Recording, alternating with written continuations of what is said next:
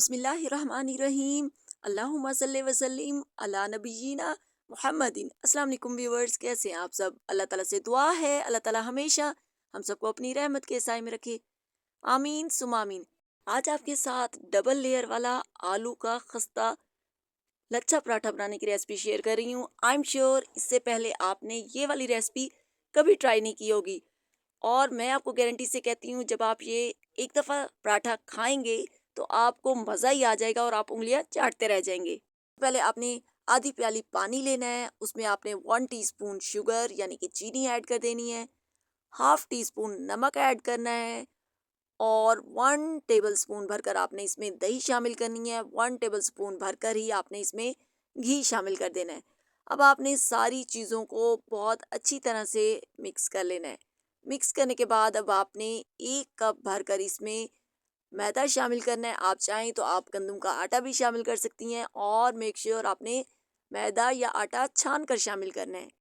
मैदा शामिल करने के बाद अब आपने थोड़ा थोड़ा इसमें पानी ऐड करते जाना है, और इसकी एक अच्छी सी डो आपने नीड कर लेनी है। डो ना तो आपकी बहुत ज़्यादा हार्ड होनी चाहिए और ना ही बहुत ज़्यादा सॉफ्ट।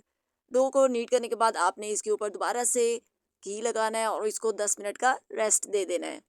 तो एक ज़बरदस्ती इसकी फिलिंग रेडी करते हैं। उसके लिए आपने थोड़ी सी चॉप की हुई प्याज लेनी है, 3-4 अदद चॉप्ड हरी मिर्चें शामिल करनी है। उसमें आपने ज़ीरा, नमक और कुटी हुई लाल मिर्च शामिल करनी है और इसको साइड पे रख देना है।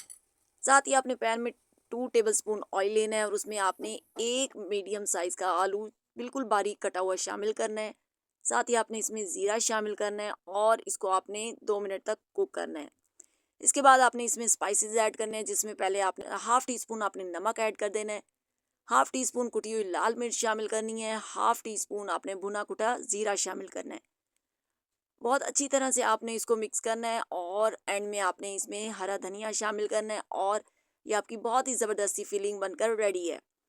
अब आपने डो को 4 इक्वल पेड़ों में आपने डिवाइड करना है। आपने इसके पेड़े बना लेने हैं। पेड़े बनाने के बाद आपने इसको रोल करना है और इसके ऊपर घी अप्लाई करना है, थोड़ा सा मैदा डस्ट करना है, और इस तरह बारीक बारीक आपने इसकी स्ट्रिप्स कट कर लेनी है। और उसके बाद आपने इनको रोल करना है और स्ट्रेच करते हुए आपने इसका एक पेड़ा बना लेना है। वीडियो को एंड तक देखिएगा। वीडियो पसंद आए तो प्लीज़ वीडियो को लाइक और शेयर कीजिएगा। चैनल को अभी तक सब्सक्राइब नहीं किया तो प्लीज़ चैनल को सब्सक्राइब कर लें।